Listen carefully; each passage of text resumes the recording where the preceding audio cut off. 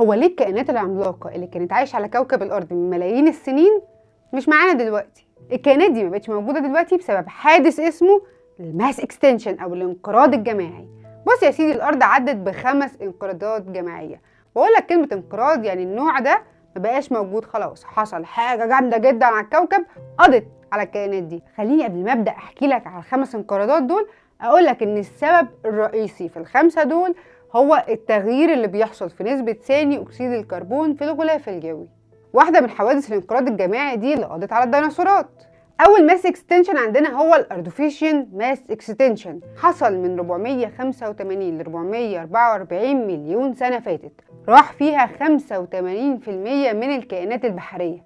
سبب الانقراض في العصر ده هو انخفاض نسبة ثاني أكسيد الكربون، ولما بتنخفض نسبة ثاني أكسيد الكربون بتنخفض درجة الحرارة. العلاقة بينهم طردية، ده بيزيد دي بتزيد، ده بيقل ده بيقل.